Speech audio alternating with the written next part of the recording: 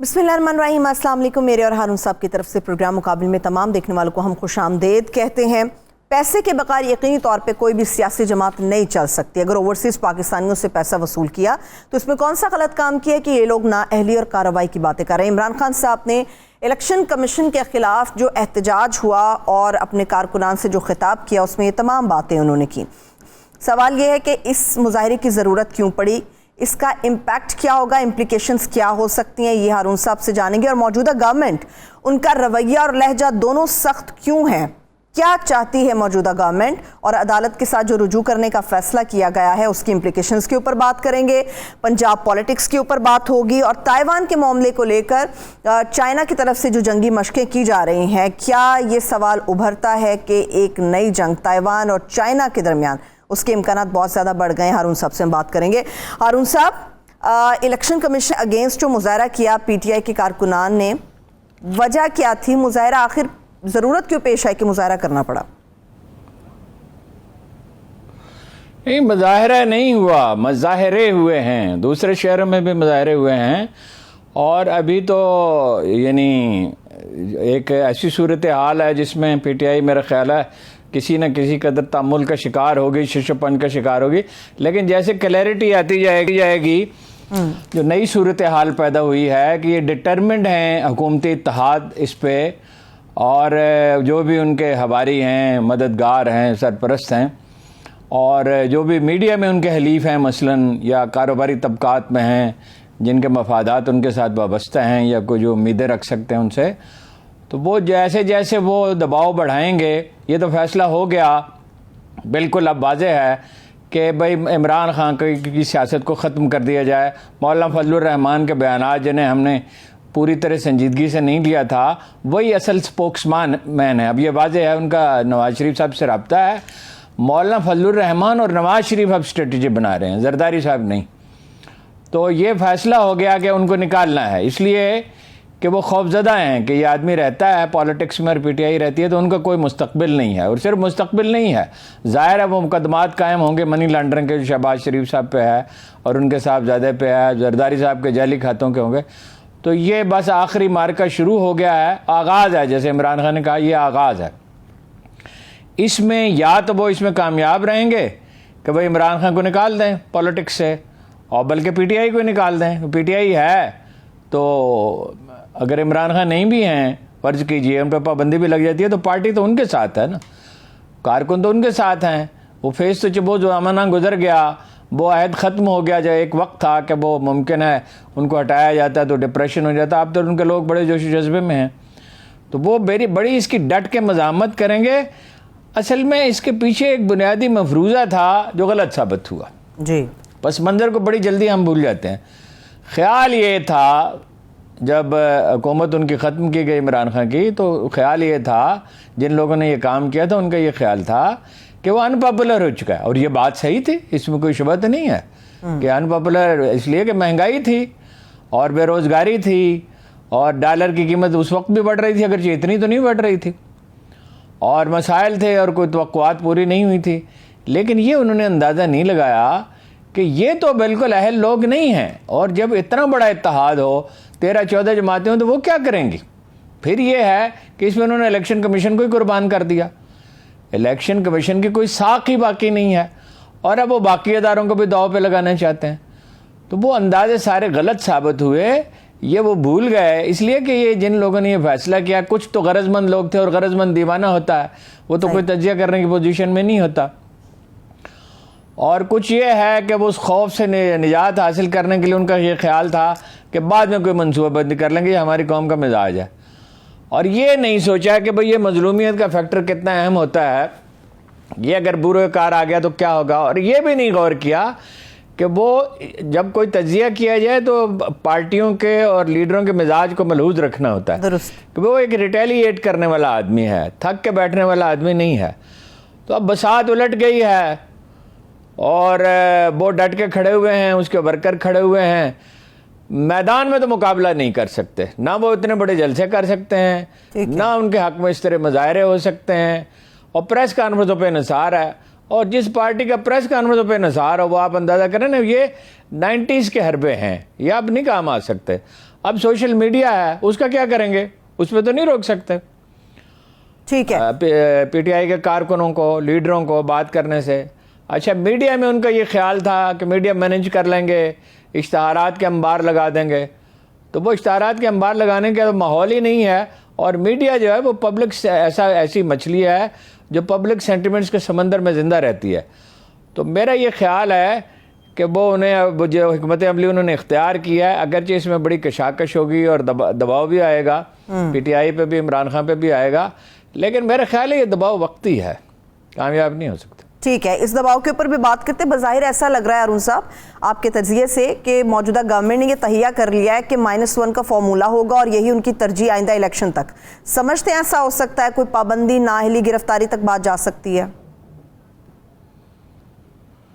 نہیں, وہ گرفتار اگر کریں گے فرض کیجئے, یا پابندی لگ جائے گی, پابندی پہ ابھی بات کرتے ہیں کہ سپریم کورٹ کا کیا ممکنہ ہو سکتا ہے. ہم یہ تو نہیں حتمی طور پر تو نہیں کہہ سکتے عدالت کیا کرے گی, اور عدالت کا جو بھی فیصلہ ہو وہ بہرحال قبول کرنا ہوگا, لیکن یہ آخری کارڈ ہے جو وہ استعمال کر رہے ہیں. اس کے بعد کوئی کارڈ بچے گا نہیں, اور اگر اس میں وہ ناکام ہو گئے تو بڑی تباہ کن صورتحال ان سیاسی پارٹیوں کے لیے پیدا ہو سکتی ہے.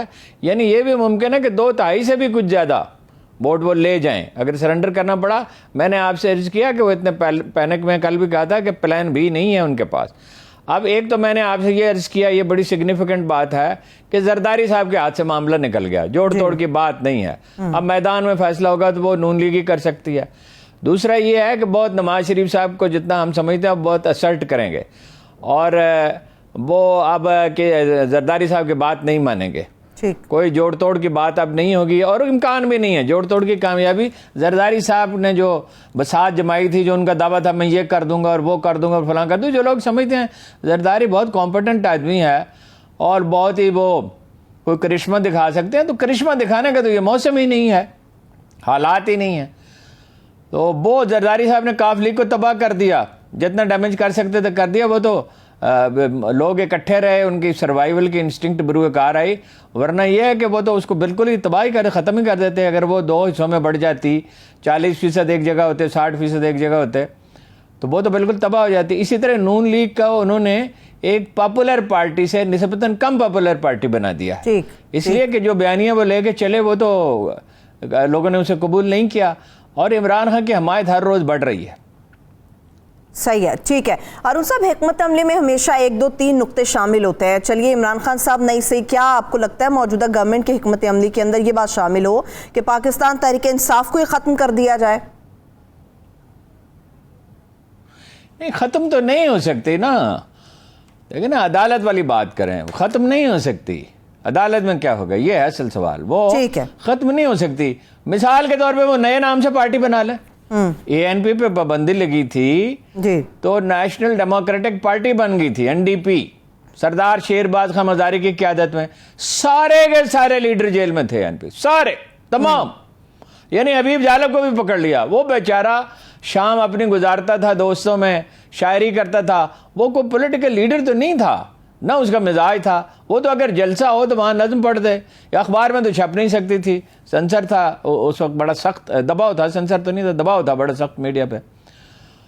تو وہ تو نئے نام سے, پھر وہ ذرا حالات سازگار ہوئے تو دوبارہ انہوں نے نیشنل عوامی, کیونکہ سپریم کورٹ کا فیصلہ تھا تو اسی نام سے تو نہیں پارٹی بن سکتی تھی, نیشنل عوامی پارٹی تو نہیں بن سکتی تھی, تو انہوں نے عوامی نیشنل پارٹی بنا لی.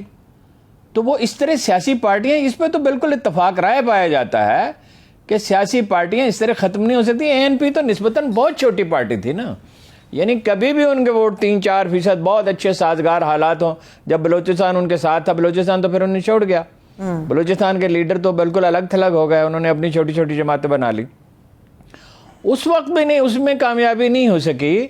تو جس پارٹی کے کوئی 45-46% سے 55% کے درمیان ووٹ ہے, وہ کیسے ختم ہو سکتا؟ صحیح ہے, ٹھیک ہے. آپ سپریم کورٹ کے حوالے سے بات کر رہے ہیں, چلے اس پہ بات کر لیتے ہیں.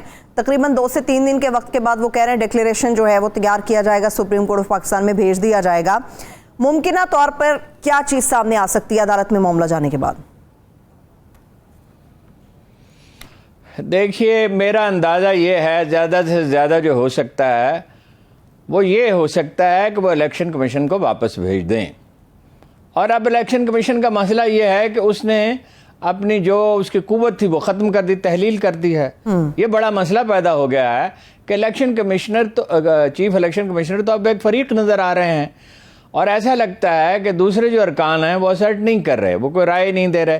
چیف الیکشن کمشنر صاحب بھی بیان دیتے ہیں، وہی ایک موقف اختیار کرتے ہیں، وہی چل رہے ہیں. ایسا لگتا ہے کہ باقی لوگوں نے کوئی خوش دلی کے ساتھ اس میں شریک نہیں ہیں.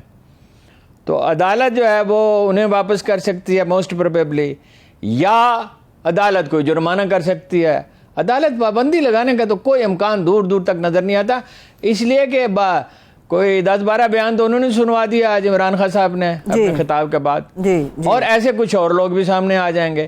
اس میں جو سب سے اہم نقطہ اجاگر ہوا ہے، جس کا ہم نے کل بھی ذکر کیا تھا، پرسوں بھی تھوڑا سا حوالہ دیا تھا، کہ بھائی ان کا موقف ہی نہیں لیا گیا. یہ ایک ایسی چیز ہے، کسی کو آپ کہتے ہیں کہ وہ غیر ملکی ہے اور اس نے غیر قانونی طریقے سے پیسے بھیجے ہیں، 1 نہیں 2 نہیں 3 نہیں درجنوں آدمی ہیں.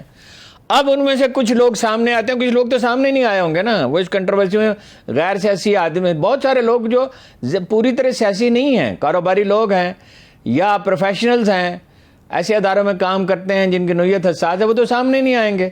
لیکن جتنے لوگ سامنے آ سکتے تو وہ آئے، شاید کچھ اور بھی آ جائیں. اب وہ یہ جب عدالت میں یہ کہا جائے گا، وہ ظاہر ہے ان میں سے بعض لوگ آ کے پیش بھی ہو سکتے ہیں اگر عدالت مناسب سمجھے، اس کی اجازت دے، کہ بھئی ہمارا تو موقف ہی نہیں لیا گیا جو کہ لیا جا سکتا تھا آسانی سے. اس کا مطلب ہے فیصلہ آخری وقت میں، اندازہ یہ ہے کہ فیصلہ آخری وقت میں لکھا گیا ہے اور بہت جلدی میں لکھا گیا ہے. پھر یہ جب یہ سوال زیر بحث آئے گا کہ یہ فیصلہ حکومتی اتحاد کے لوگ جا کے چیف الیکشن کمشنر سے ملے، اس کے بعد کیوں جاری کیا گیا فوراً؟ یہ سوال تو ہوگا. اور یہ یاد رکھیے کہ شک کا فائدہ ہمیشہ اسے ہوتا ہے جس پر الزام ہو، اسے نہیں ہوتا. الزام لگانے والے مدعی کو نہیں شک کا فائدہ دیا جاتا، کبھی بھی عدالت اس کا فائدہ نہیں دیتی انہیں. جب یہ 2 سوال زیر بحث آئیں گے، خاص طور پہ یہ کہ جنہیں کہا گیا کہ وہ غیر ملکی ہیں وہ تو پاکستانی نکلے، وہ ٹیلی ویژن پہ آئے، سوشل میڈیا پہ آئے، چینل پہ، اور انہوں نے کہا میں یہ ہوں، میرا نام یہ ہے، میں فلاں شہر میں رہتا ہوں، میں نے اپنی کمپنی کے اکاؤنٹ سے پیسے بھیجے. کمپنیاں جو ہے غیر ملکی، اس میں سے بعض تو کوئی فیصل آباد کی نکلی اور باقی بھی پاکستانیوں کی نکلی. تو پھر یہ اعتراض جو ہے ان کا یہ تھا، عارف نقوی صاحب نے پیسے دیے. تو عارف نقوی کا تو میں نے کل بھی عرض کیا تھا، آج عمران خان نے بھی وہی بات کہی کہ بھائی وہ تو 2012 میں تو پیسے لیے اور 2018 میں ان پہ الزام لگا، ابھی وہ ثابت نہیں، ابھی تو چارج شیٹ بھی نہیں کیا گیا ان کو، فرد جرم عائد نہیں کی گئی، ابھی تو انویسٹیگیشن ہو رہی ہے. تو نقوی صاحب والا معاملہ بھی جو ہے وہ بھی ان کے خلاف گیا. جن کو غیر ملکی قرار دیا تھا وہ پاکستانی نکلے، ان کا موقف نہیں سنا گیا. اتنی چیزیں اس مقدمے میں واضح ہیں کہ میرا خیال ہے کہ سپریم کورٹ اس کو بالکل ابتدا ہی میں ریجیکٹ کر دے گی، اور اگر ابتدا میں نہیں کرے گی تو جج صاحبان بہتر سمجھتے ہیں تو پھر وہ ہائی کورٹ میں چلا جائے، جو الیکشن کمیشن میں چلا جائے گا، ہائی کورٹ میں چلا جائے گا، ہائی کورٹ کے بعد سپریم کورٹ میں چلا جائے گا. یہ لٹکتا رہے گا معاملہ، وہ اتنی جلدی فیصلہ ہونے والا نہیں ہے. جلدی یہی ہو سکتا ہے کہ الیکشن کمیشن اس پہ نظر ثانی کرے، اور نظر ثانی سے مراد یہ نہیں کہ فیصلہ تبدیل کر دے، اس کو دلائل دینے ہوں گے، شواہد مہیا کرنے ہوں گے. کوئی چیز ثابت ہوگی تو عدالت اس پہ اپنا حتمی فیصلہ کرے گی. اور یہ یاد رکھیے کہ حکومت کو یہ فیصلہ نہیں کرنا ہے، یہ شہباز شریف صاحب کو، نواز شریف صاحب کو، مولانا فضل الرحمان کو اور زرداری صاحب کو یہ فیصلہ نہیں کرنا ہے، یہ فیصلہ سپریم کورٹ نے کرنا ہے. درست. اور اے این پی پہ پابندی، اس وقت این اے پی تھی، این اے پی پہ پابندی نیشنل عوامی پارٹی پہ سپریم کورٹ نے لگائی تھی، ذوالفقار علی وزیر اعظم پاکستان ذوالفقار علی بھٹو نے نہیں لگائی تھی، وہ بھی بے نتیجہ رہی. تو حکومت یہ تاثر جو ہے نا ذہنوں میں کہ حکومت یہ کر دے گی، نہ حکومت، نہ فرض کیجئے اسٹیبلشمنٹ بھی ہو، اسٹیبلشمنٹ نہ کوئی اور نہیں کر سکتا، نہ سیاسی پارٹیاں. یہ سپریم کورٹ کے کورٹ میں اگر گیند چلی گئی تو سپریم کورٹ پہ دونوں طرف سے دباؤ ہے، اور یہ بہت اچھا ہے ایک لحاظ سے. یعنی ویسے تو عدالتوں پہ دباؤ نہیں ڈالنا چاہیے، لیکن اب یہ ہمارا مزاج بن گیا ہے تو وہ اپنا دونوں طرف سے دباؤ کا ایک مثبت پہلو بھی ہے کہ دباؤ کوئی نہیں، ایک دوسرے کو وہ دباؤ جو ہے وہ بیلنس ہو جائے گا. تو جج آزاد ہوں گے صحیح فیصلہ کرنے کے لیے، اور جب وہ صحیح فیصلہ کریں گے تو اس کے اچھے اثرات ہوں گے. صحیح ہے. ٹھیک ہے ہارون صاحب, جلد یا بدیر جو بھی اس معاملے کے اوپر فیصلہ آئے گا, ڈیسیژن آئے گا, بہت ساری چیزوں کی اکثریت اس وقت پاکستان تحریک انصاف کے حق میں جاری ہے اور موجودہ گورنمنٹ بھی اس بات سے آگاہ ہے. اتنا زور کیوں لگا رہے ہیں جب ان کو حقیقت کا علم ہے کہ کچھ حاصل نہیں ہوگا؟ زور کس بات کا ہے پھر؟ اس لیے زور لگا رہے ہیں کہ کوئی آپشن نہیں رہ گیا, خوف زدہ ہو گئے ہیں. جب میں یہ عرض کرتا تھا بار بار, اور یہ میرا نہیں خیال کہ کسی اور نے یہ بات کہی ہو, کہ بھائی 10 گنا تک تو جلسے بڑے ہیں, بارش میں ہو رہے ہیں جلسے, کیچڑ میں ہو رہے ہیں, شدید دھوپ میں ہو رہے ہیں, حبس میں ہو رہے ہیں, ایک دن میں 3 جلسے ہو رہے ہیں, پیسے خرچ کیے بغیر ہو رہے ہیں. یہ تو کلچر ہی نہیں تھا. ٹرانسپورٹ ایک زمانے سے 20-25 سال سے 85 کے بعد جو پولیٹیکل کلچر آیا ہے, اس میں لوگوں کو لایا جاتا تھا, کھانا کھلایا جاتا تھا, بریانی اس میں انٹروڈیوس کی نون لیگ نے, قیمے والے نان کھلائے جاتے تھے. یہ سرمایہ داروں کی سیاست تو یہی ہو سکتی ہے, وہ گھل مل تو نہیں سکتے عوام میں, صحیح, اور ان کے احساسات کی نمائندگی تو نہیں کر سکتے. تو وہ تو جب یہ صورتحال ہو کہ بھائی ایک, اور پھر یہ کہ ان کے کہے بغیر, ایک تو یہ ہے کہ انہوں نے اپیل کی اور لوگ مظاہرے کے لیے نکل آئے. جی, بعض اوقات تو ایسا بھی ہوا کہ مثلا جب حکومت گئی ہے تو لوگ اپنے طور پہ ہی نکل آئے. اب یہ جب مخلوق اس طرح تل جاتی ہے بغاوت پہ, دیکھیے انگریز کیسے گئے. انگریز جو گئے اس کی بہت ساری وجوہات ہیں. ان کا یہ پلان اس وقت تو جانے کا نہیں تھا, ابھی کچھ عرصہ وہ رکنا چاہتے تھے. ہوا یہ کہ نیوی میں بغاوت ہو گئی. جب میں بغاوت ہوئی تو ان کے کان کھڑے ہوئے, بہت سے لوگوں نے ہڑتال کر دی. بغاوت نہیں, ہڑتال کر دی, بغاوت ہی کہہ سکتے ہیں اس کو, لیکن بہرحال اس کو اگر پراپر نام دینا ہو تو ہڑتال ہی کا کہا جائے گا. ہڑتال ہو گئی. تو انہیں احساس ہوا کہ ہماری تو ریٹی قائم نہیں رہ سکتی اور اخراجات بڑھ گئے ہیں. اس کا نتیجہ یہ نکلا, بدامنی ہو گئی, کاروبار ٹھپ ہو گئے, اور ظاہر ہے کوئی بڑی انڈسٹری تو تھی نہیں, زراعت تھی, دوسری چیزیں تھیں, غلہ منڈیاں تھیں, اپنا یعنی بیسیکلی زراعت ہی تھی, انڈسٹری تو کا تو بہت کم کنٹریبیوشن تھا, دنیا بدل چکی تھی.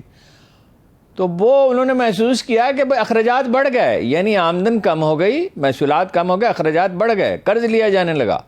تو وہ کب تک چل سکتا تھا؟ آخری 2-2.5 ڈیکیڈ یہی صورتحال رہی اور وہ سنگین ہوتی گئی. تو انہوں نے جانا پڑا. جب پبلک بغاوت کر دیتی ہے, عوام جب بغاوت کر دیتے ہیں اور سننے کے لیے تیار نہیں ہوتے اور ڈٹ جاتے ہیں, تو کیا کریں گے؟ فرض کیجئے جی ہم ایک مفروضہ قائم کرتے ہیں, چل گئے, پابندی لگ جائے, ٹھیک, عمران خان صاحب کو گرفتار بھی کر لیں. ہم یہ بھی فرض کرنا بہت مشکل ہے کہ ہنگامے اور مظاہرے بھی دبا دیے جاتے ہیں. سوال یہ پیدا ہے, اس بے یقینی میں معیشت کیسے چلے گی؟ معیشت نہیں ہوگی, صرف زراعت رہ جائے گی. تو زراعت کا تو 22% حصہ ہے, تو باقی چیزیں سب متاثر ہو جائیں گی. تو روپیہ تو آپ کے پاس ہے ہی نہیں, نہ کوئی قرض دینے والا ہوگا, تو ملک کیسے چلے گا؟ یعنی وہ اب ہم نکل گئے ہیں سری لنکا والی صورتحال سے, اس پہ بعد میں بات کرتے ہیں. تو اس میں پھر ظاہر ہے پھر کوئی آپشن نہیں رہے گا اس کے سوا. پیپلز جس زمانے میں یہ سوشل میڈیا نہیں تھا, یہ 100 چینل نہیں تھے, جب لوگ اس طرح منظم نہیں تھے, بڑے بڑے مظاہرے اور جلسے نہیں ہو سکتے تھے, یہ آزادیاں نہیں تھیں, عدالتیں سیٹ نہیں کر سکتی تھیں, میڈیا پریشرائز نہیں کر سکتا تھا, اس وقت پیپلز پارٹی کو نہیں روکا جا سکا. آخر کچھ عرصے کے بعد یہ ہوا کہ بے نظیر بھٹو اقتدار میں آ گئیں, باقی ساری پارٹیاں اکٹھی ہو گئیں. اس کے باوجود پیپلز پارٹی قائم رہی. پھر سارے حربے استعمال کرنے کے بعد, یہی لوگ تھے نا, یہی سب لوگ تھے نا, اکٹھے تھے جو آج اکٹھے ہیں. عمران خان صاحب تو کہیں تھے ہی نہیں, وہ تو سیاست میں ہی نہیں تھے. پھر کیا ہوا؟ پھر 2000 یعنی پھر بے نظیر کو قتل کر دیا گیا. پھر بھی کچھ نہیں ہوا. جو لوگ یہ سمجھتے ہیں, بعض لوگ یہ سمجھتے ہیں کہ عمران خان کی زندگی کو خطرہ ہے, پھر بھی کچھ نہیں ہوا. اس میں ایک لیڈر ایمرج کر جاتا ہے. ظاہر ہے انہوں نے جو بیان ریکارڈ کرایا تو اس میں جانشین اپنے کو مقرر کیا, خدا نخواستہ ایسا ہو, مجھے امید ہے کہ ایسا نہیں ہوگا انشاءاللہ. تو پھر 2008 میں وہ برسر اقتدار آ گئی. تو آپ اس طرح نہیں روک سکتے. یہ مصنوعی طریقہ جو ہے نا, وہ پینک کا شکار ہیں, خوف کا شکار ہیں, منی لانڈرنگ کی ہے. اب لندن کی جائیدادوں کا کوئی حساب تو نہیں دے سکتے. زرداری صاحب خود کہہ چکے ہیں کہ وہ قانونی طور پہ ثابت نہیں کر سکتے. یعنی ان کا مفہوم یہ ہے جو کچھ ان کا, کہ وہ جو کھاتے والے ہیں جن کے نام پہ انہیں وہ پھنسا دیں گے. کیسے پھنسا دیں گے؟ یہ پرانے زمانے میں زندہ رہ رہے ہیں لوگ. وقت بدل جاتا ہے, اس کے تقاضے بدل جاتے ہیں, لیڈر بعض اوقات اس سے خود کو ہم آہنگ نہیں کر سکتے. ایک بات یہ. دوسرا یہ کہ آپشن ان کے لیے کلوز ہو گئے ہیں. عمران خان صاحب سے اگر کوئی نجات حاصل کرنا چاہتا ہے تو اس کا صرف ایک ہی طریقہ ہے کیا کہ انہیں, اگر وہ برسر اقتدار آتے ہیں ووٹ کی طاقت سے, تو انہیں آنے دیا جائے. ان حالات میں عمران خان بھی کوئی کرشمہ نہیں دکھا سکتے, کوئی بڑا کارنامہ انجام نہیں دے سکتے. 1.5 2 3 سال تو لگ جائیں گے, جیسے پہلے انہیں لگ گئی تھی صورتحال کو سنبھالنے میں. پھر 5 سال کے بعد الیکشن ہو یا مڈ ٹرم الیکشن ہو, فرض کیجئے ایسے حالات پیدا ہو جائیں کہ وہ اس کے سوا چارہ نہ رہے. تو یہ ہے اگر ان سے نجات حاصل کرنی ہے. اس طرح نہیں ہو سکتا.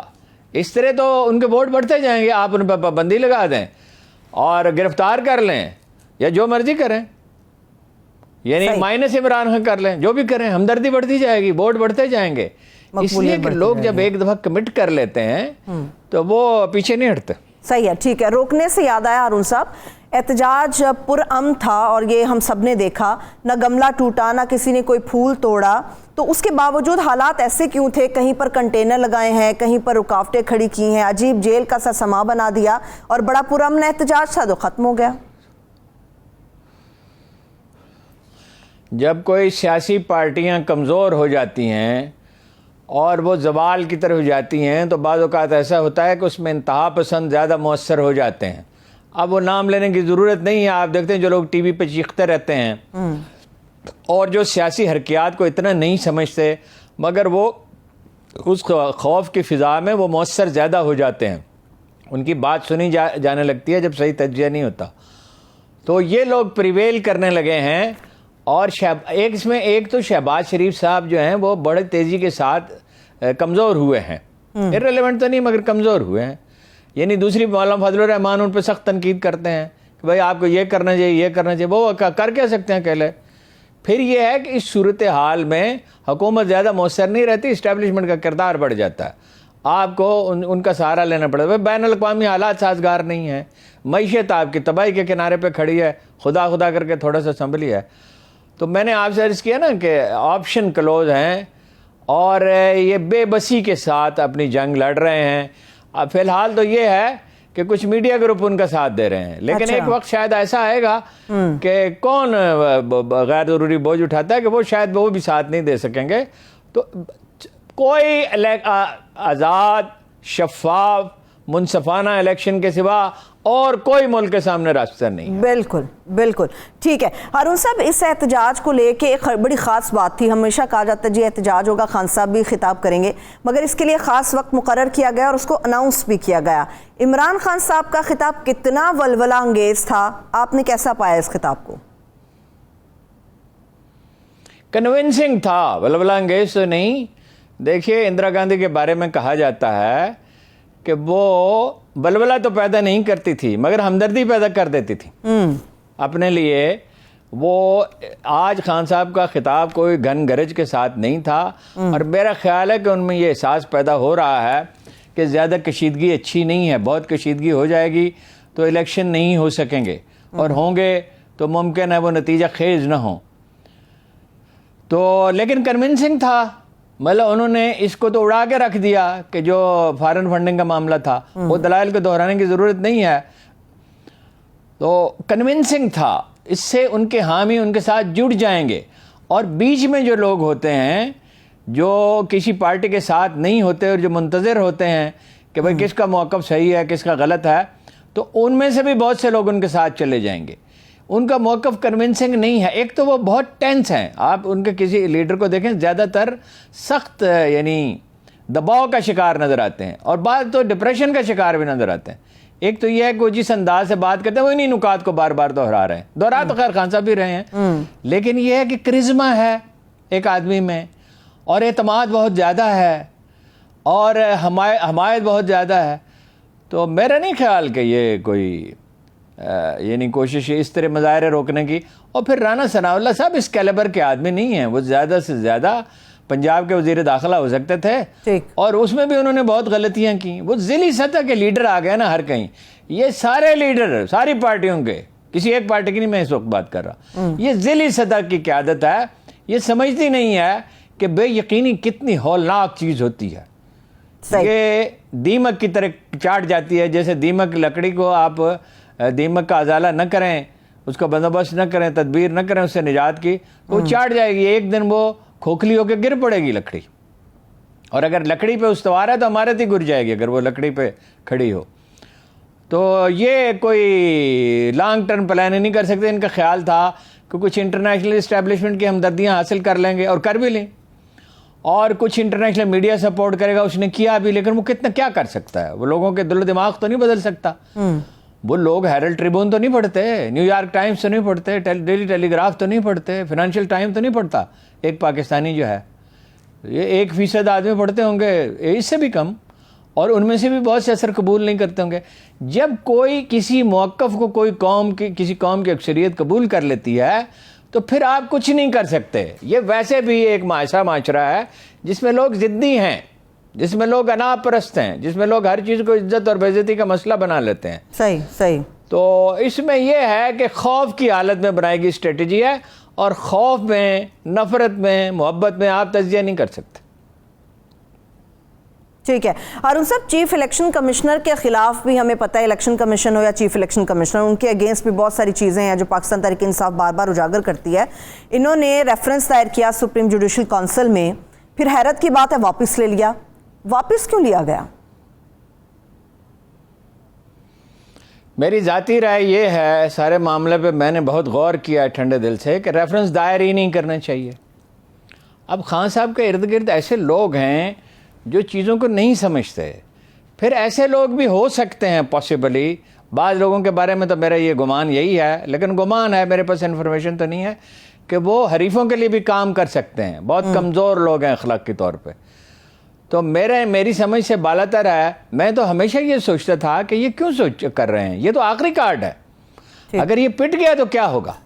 ابھی آپ کے پاس ہائی کورٹ کا دروازہ کھلا ہے, بہت سی چیزوں میں سپریم کورٹ کا دروازہ کھلا ہے, آپ کے پاس میڈیا کا راستہ ہے, آپ جلسے کر سکتے ہیں, مظاہرے کر سکتے ہیں.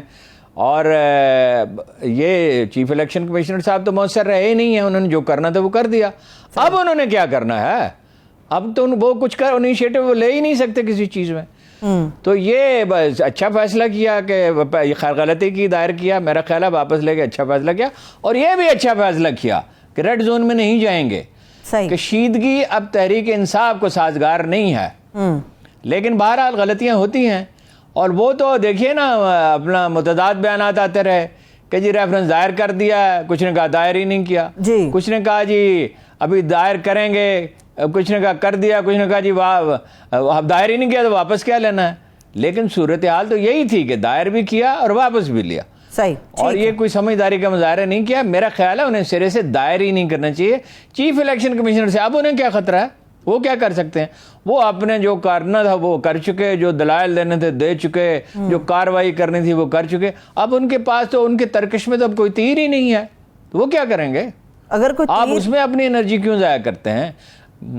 اگر کوئی تیر ہی نہیں ہے ہارون صاحب, تو پی ڈی ایم نے عمران خان صاحب کے خلاف نااہلی کا ریفرنس الیکشن کمیشن میں پھر کیوں دائر کر دیا ہے؟ ایک ریفرنس الیکشن کمیشن میں بھی دائر کر دیا انہوں نے. وہ تو میں نے آپ کو اس سوال کا جواب تو میں عرض کر چکا نا, کہ وہ خوف زدہ ہیں, پینک میں ہیں خوف کی وجہ سے.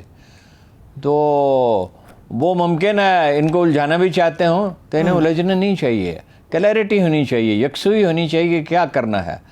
اپنا ایجنڈا اور اپنی ترجیحات واضح ہونی چاہیے, تبھی کچھ کر سکتے ہیں. ٹھیک ہے, ایک بریک لے لیتے ہیں. بریک پہ آئیں گے. پولیٹکس کے اوپر مزید بھی بات ہوگی, جس میں ہم پنجاب کی پولیٹکس کے اوپر بات کریں گے, اور انٹرنیشنل کینوس پر کیا کچھ ہو رہا ہے اس کے اوپر بھی بات ہوگی. ہمارے ساتھ رہیے. بریک کے بعد ایک بار پھر سے پروگرام میں ہم آپ کو خوش آمدید کہیں گے. ہارون صاحب, پنجاب پولیٹکس پہ بات کروں گی, مگر اس سے پہلے ایک آخری سوال عمران خان صاحب کو ہی لے کر. انہوں نے یہ نقطہ اٹھایا کہ اگر ہماری جماعت, آپ سمجھتے ہیں کہ اوورسیز پاکستانی پیسہ بھیجتے ہیں تو وہ فورن فنڈنگ ہے, تو اوورسیز پاکستانی تو پاکستان کے لیے بھی 31 ارب ڈالر بھیجتے ہیں, تو پھر یہ کیا ہے؟ نہیں, ظاہر ہے, اس میں تبصرہ کرنے کی کوئی بات نہیں ہے. اور البتہ ایک اور پہلو ہے. اگر عمران خان صاحب یہ اپیل کر دیں, فرض کیجئے, میں نہیں کہتا کہ وہ ایسا کریں, قطعاً میں نہیں یہ کہوں گا, لیکن فرض کیجئے کسی مرحلے پر وہ یہ کہیں اوورسیز پاکستانی سے کہ سوائے جو بہت مجبوری ہے اس کے سوا باقی پیسے آپ نہ بھیجیں, تو $3 بلین $3.25 بلین ہر مہینے آتے ہیں. اور یہ لائف لائن ہے ہماری لائف لائن وہ IMF نہیں ہے. ہماری لائف لائن یہ ہے آدھا 50% جو زر مبادلہ ہے وہ وہاں سے آتا ہے. تو نہ بھیجیں, فرض کیجئے وہ $3.25 بلین کی بجائے $1 بلین رہ جائیں. صحیح.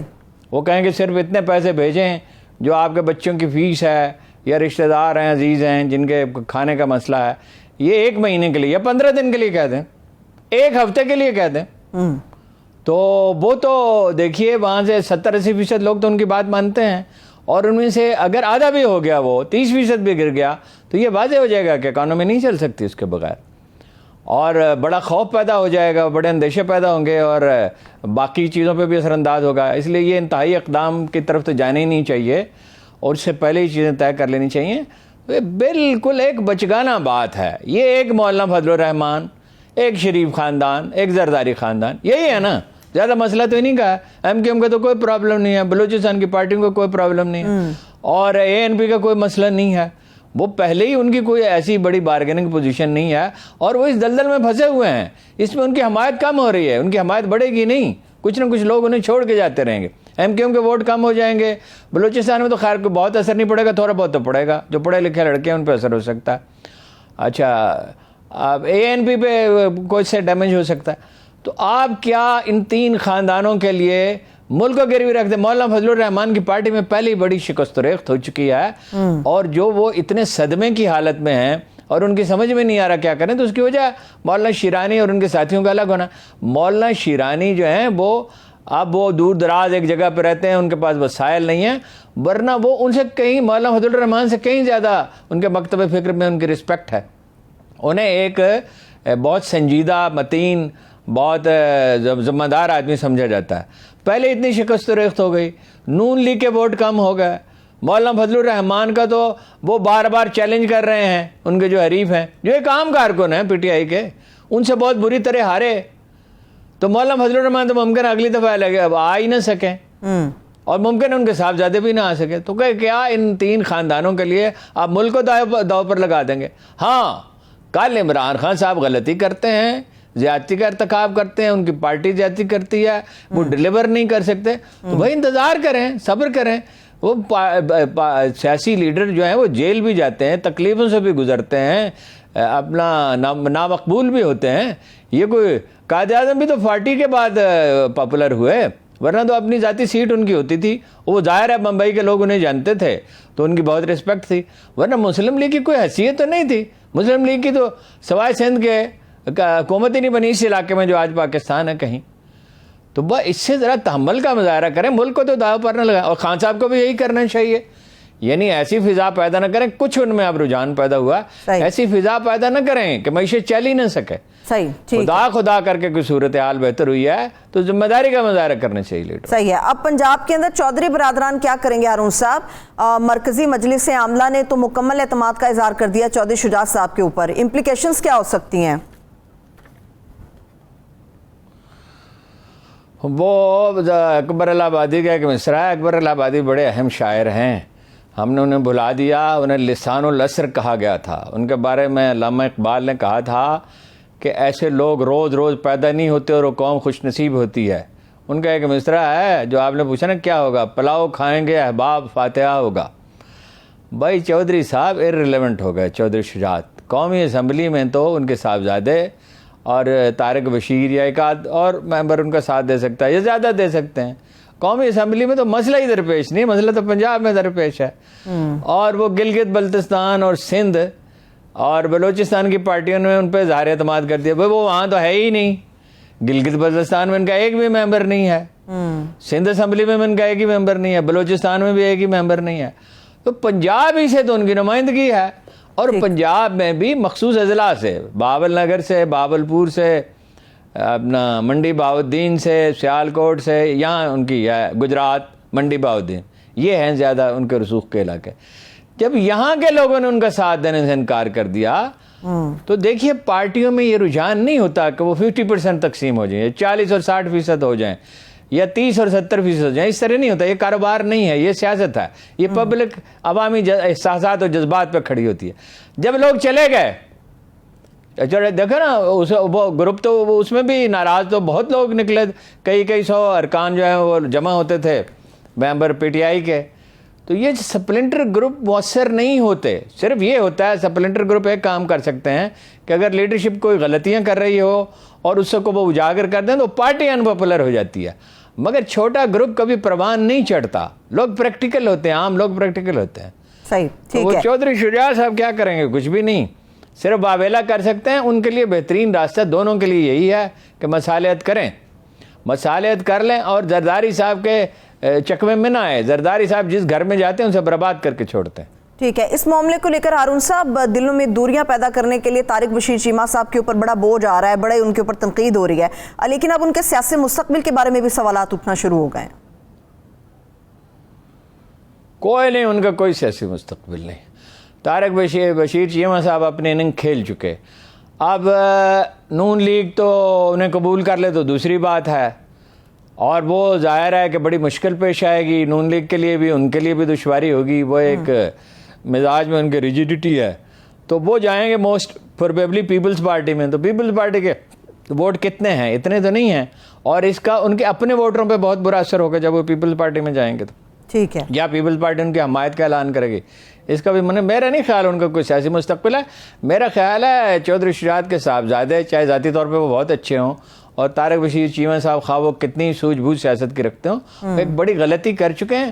اب کم از کم ایک الیکشن کے لیے تو انہیں اس کی قربانی دینی ہوگی, یا مصالحت ہو جائے. بہترین راستہ تو مصالحت کا ہے. صحیح ہے, ٹھیک ہے. لیکن ہارون صاحب, سوائے پنجاب کے سندھ, گلگت بلتستان اور بلوچستان, ان کے عہدیداروں نے جنہوں نے اعتماد کا اظہار کیا چودھری صاحب کے اوپر, وہ یہ کہہ رہے ہیں کہ کامل علی آغا صاحب کی حیثیت نہیں ہے کہ وہ اجلاس بلائیں, اس کی صدارت کریں. وہ کس حیثیت میں انہوں نے کی؟ ان کی رکنیت معطل کرنے کے بعد, اور 10 جو کاف لیگی اراکین ہیں ان کی بھی رکنیت معطل کرنے کے حوالے سے کارروائی شروع کرنے کا انہوں نے اندیا دیا. کارروائی کریں گے کیا؟ وہ تو اب ان کے ڈسپلن میں رہے ہی نہیں. جب ان پہ ان کا حکم ہی نہیں چلتا, اپنا فیصلہ ان پر نافذ ہی نہیں کر سکتے, تو کارروائی کیا کریں گے؟ پھر میں نے آپ سے عرض کیا کہ سندھ, بلوچستان اور گلگت کی جو پارٹیاں ہیں ان کی تو کوئی حیثیت نہیں ہے. تو کبھی ایک ایم پی اے بھی الیکٹ نہیں کرا سکے, ایک بھی. تو پارٹی تو وہ ہوتی ہے نا جس کے ساتھ لوگ کھڑے ہوئے ہوں, اس کے ان کے کوئی زیادہ ووٹر نہیں ہیں, صرف ان کی ذاتی وزاداری ہے, ذاتی تعلقات ہیں. اپنے لوگوں کو پروٹیکشن دیتے رہے, اپنے لوگوں کا کام کاج کرتے رہے, ان کی حوصلہ افزائی کرتے رہے, ان کا خیال رکھتے رہے. تو وہ تو چند ارکان اسمبلی ہیں, اور وہ سب کے ساتھ پنجاب میں ان کے ساتھ چلے گئے. پنجاب میں پارٹی ہے, پنجاب میں ان کے جو چودھری شجاعت صاحب اور ان کے فرزندان گرامی کے سوا, اور طارق بشیر چیمہ کے سوا جو کراس فائرنگ میں پھنس گئے ہیں, وہ بھی ان لوگوں میں شامل تھے نا جو صحیح اندازہ نہیں کر سکے. تو ان کے سوا تو کوئی ان کے ساتھ کھڑا ہی نہیں ہوگا, تو اپنا فیصلہ نافذ کیسے کریں گے؟ فرض کیجئے وہ کل نئی پارٹی بنا لیتے, چودھری پرویز الہی, ٹھیک ہے, یعنی کاف لیگ کی بجائے اس کو کوئی اور نام رکھ سکتے ہیں وہ, تو وہ ان کے ساتھ نہیں جائیں گے, اور حالات ان کے لیے سازگار نہیں. ٹھیک ہے. جو کمیٹیاں بنی ہیں پنجاب کے معاملات کو حل کرنے کے لیے, ان کمیٹیوں کی وجہ کیا بنی ہارون صاحب؟ کیوں ضرورت محسوس ہوئی کہ کمیٹیاں بنائی جائیں؟ ایک کمیٹی بنی ہے, اور وہ اس لیے بنی ہے, وہ جو معاملات ہیں پنجاب حکومت میں اس میں مشورہ دے گی, اس کی نگرانی کرے گی, اور وہاں ڈسکشنز ہوگی. وہ اس لیے بنی ہے کہ چودھری پرویز الہی حکومت پی ٹی آئی کی ہے, اور چودھری پرویز الہی کا تعلق پی ٹی آئی سے نہیں ہے. فیصلہ تو درست کیا, آپ دیکھیں کتنا کوئکلی وہ ڈیسیژنز کر رہے ہیں اور اس کے نتائج نکل رہے ہیں. مثلا آپ پولیس پہ بھی بات کرتے ہیں تو میں عرض کرتا ہوں کیسا زبردست فیصلہ انہوں نے کیا. تو ظاہر ہے پی ٹی آئی کے لوگ جو ہیں وہ ان کا مطالبہ ہوگا کہ بھئی کاروبار حکومت میں ہمیں پالیسیوں کی تشکیل میں, اس لیے کہ چیف منسٹر کے بہت اختیارات ہیں, ٹھیک, ہمارا رول ہونا چاہیے, اور اس میں کوئی حرج بھی نہیں ہے, بنا دی.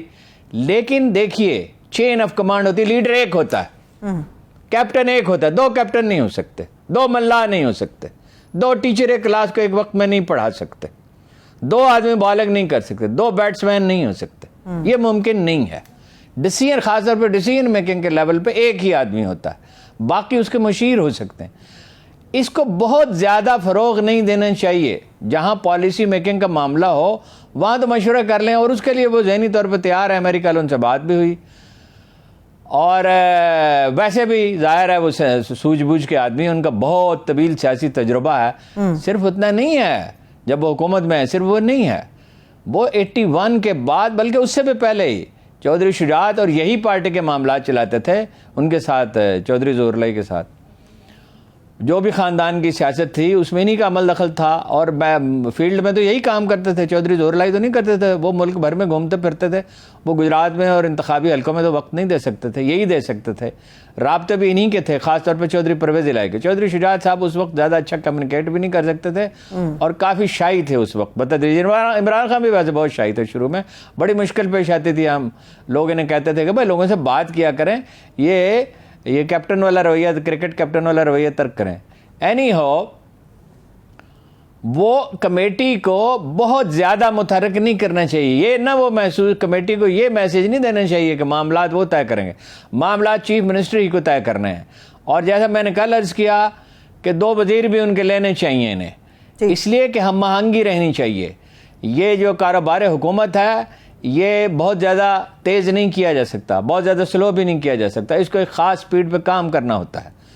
تو کمیٹی بنانے میں کوئی حرج نہیں ہے, مگر وہ کوئی طاقت کا ایک مرکز نیا نہیں بن جانا چاہیے, اسے ہم آہنگ ہو گیا. اور چودھری صاحب کو بھی ان لوگوں کا خیال رکھنا چاہیے. میرا خیال ہے وہ خیال رکھیں گے. صحیح ہے. آپ نے 2 وزیروں کی بات کی کہ وہ 2 وزیر لینے چاہیے. ممکنہ طور پہ ہارون صاحب وہ 2 وزارتیں کون سی ہو سکتی ہیں جو کاف لیگ کے لوگ لیں گے؟ یہ تو آپس میں بیٹھ کے بات کریں گے اور طے کریں گے. دیکھیے اہم ترین وزارت تو صوبائی حکومت کیا ہوتی ہے اس کو سمجھ لیں. صوبائی حکومت ہوتی ہے وزیر اعلیٰ, وزیر اعلیٰ کا پرنسپل سیکرٹری, آئی جی, چیف سیکرٹری, اور وزیر خزانہ. وزیر خزانہ وہ اپنا ظاہر ہے اس کا ہونا چاہیے. ابھی تو پورٹ فولیوز کا اعلان ہو گیا, میں دیکھ نہیں سکا. وزیر خزانہ تو آبویسلی پی ٹی آئی کا ہی ہوگا, اور آئی جی اور چیف سیکرٹری جو ہیں وہ ہوں گے, وہ اس کا عمران خان انتخاب کریں گے مشورے کے ساتھ.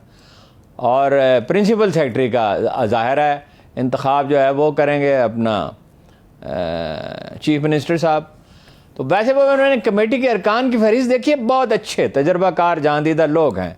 سلمان غنی کا بھی بڑا تجربہ ہے, لیکن وہ جو اپنے ہیں شمالی علاقے سے تعلق رکھنے والے, نام میرے ذہن سے اتر گیا, وہ بڑے تجربہ کار آدمی, کئی حکومتوں کے ساتھ انہوں نے کام کیا ہے, اور وہ سیاست میں دخل نہیں دیتے. ان میں سے بیشتر لوگ وہ ہیں جو غیر سیاسی ہیں, جو انتظامی معاملات میں.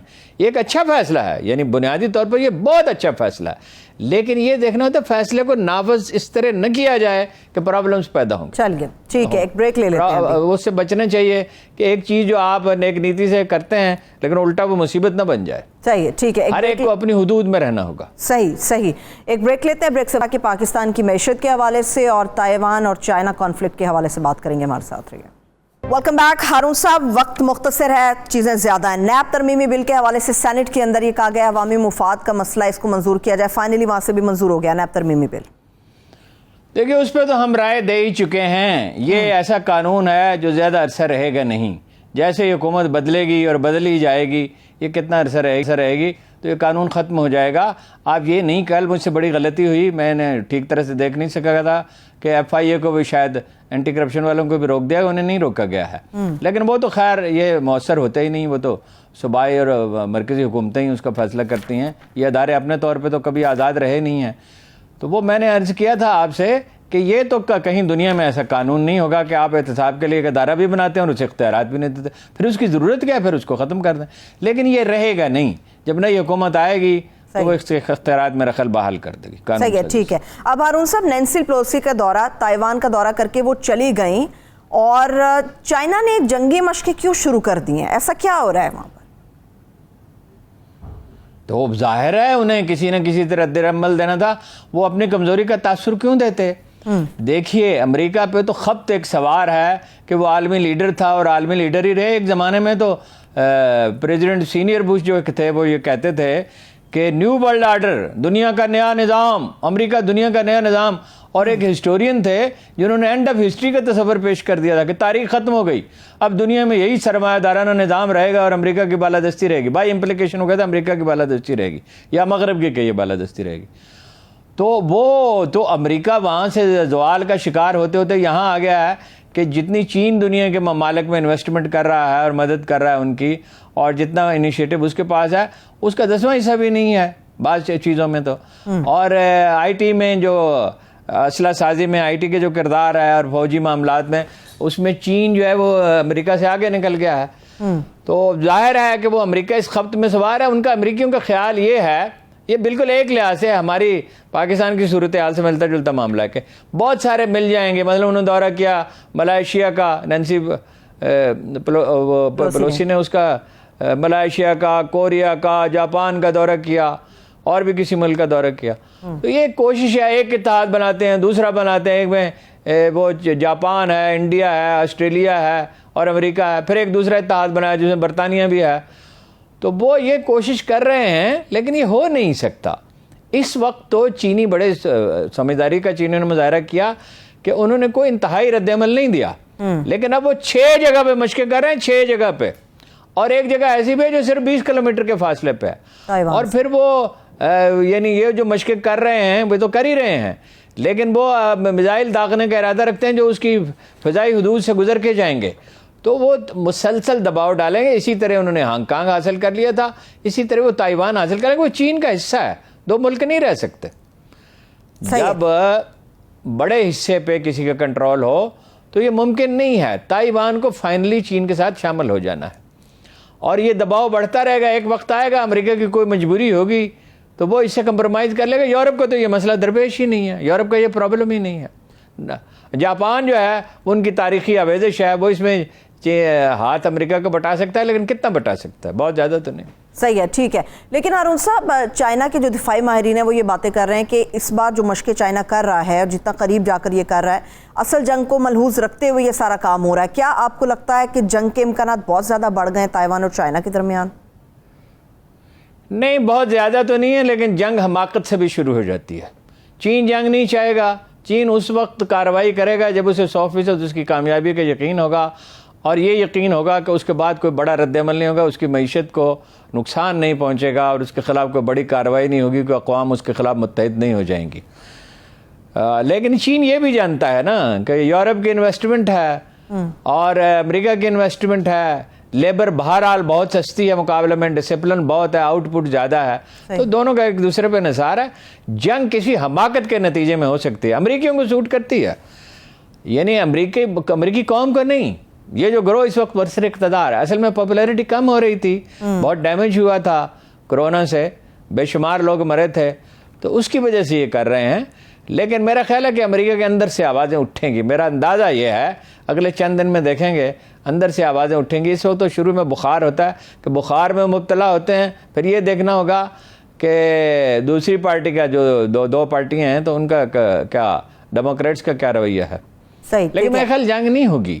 البتہ کوئی کسی نے یہ تہیہ ہی کر لیا ہے کہ جنگی ساز و سامان بیچنا ہے، اور وہ جاپان اور جرمنی میں خطوط پہ لوگ سوچ رہے ہیں اب کہ اپنی افواج بنائیں. وہ جرمنی نے تو یہ بھی کہا ہے کہ ایٹمی پروگرام شروع کر سکتے ہیں، اس لیے کہ گیس تو روس کے رحم و کرم پہ ہے اور روس کے ساتھ معاملات خراب ہیں.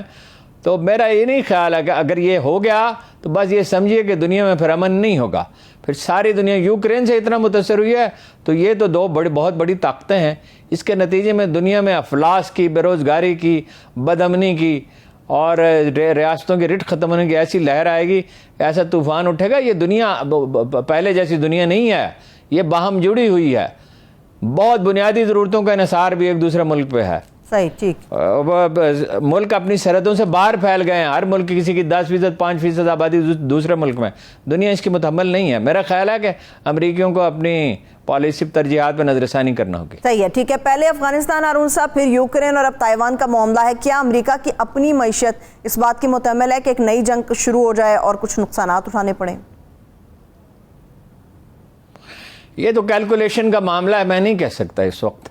اس لیے کہ اگر وہ ایسی صورتحال پیدا ہوتی ہے جس میں وہ دنیا کو اسلحہ بیچ سکتے ہیں تو پھر تو انہیں بعض لحاظ سے فائدہ بھی ہو سکتا ہے، لیکن میں اس کے فوری طور پہ کوئی تبصرہ نہیں کر سکتا۔ ٹھیک ہے ہارون صاحب، میرے پاس تقریباً 1 سے 1.5 منٹ ہے۔ ڈالر کا بھی معاملہ ہے پاکستان میں، اور کابل کے حملے کے حوالے سے جو آپ مناسب سمجھے اس کے اوپر بات کرتے ہیں۔ دیکھیے ڈالر کا معاملہ تو یہ ہے کہ یہ اب گرتا جائے گا، اور 2-3 مہینے میں اندازہ ہے، کیونکہ اس میں بڑی پیچیدگیاں ہوتی ہیں۔ ابھی لوگ انتظار کریں گے، سرمایہ بڑا حساس ہوتا ہے۔ ایک پہلو اس کا یہ ہے کہ اب یہ نظر آنے لگا یہ کہ امریکیوں کی سوچی سمجھی منصوبہ بندی تھی، انہوں نے کچھ مطالبات ایسا لگتا ہے کہ اپنے منوا لیے ہیں اور کچھ اور منوانے چاہتے ہیں۔ اب یہ تو فوری تو کرائسس تو آپ کا ٹل گیا، اب کوئی ڈیفالٹ کا کوئی خطرہ نہیں ہے، دیوالیہ ہونے کا کوئی خطرہ نہیں ہے، لیکن مقامی سرمایہ کار بھی اور ڈائریکٹ انٹرنیشنل انویسٹمنٹ بھی تبھی ہوگی جب سٹیبل ہو جائے گی صورتحال، اور معیشت بھی تبھی ٹھیک ہوگی اگر زرعی اور صنعتی پیداوار بڑھے گی۔ ٹھیک ہے، بے حد شکریہ، تھینک یو سو مچ ہارون صاحب۔ دیکھنے والوں کو شکریہ، خیال رکھیے، خدا حافظ۔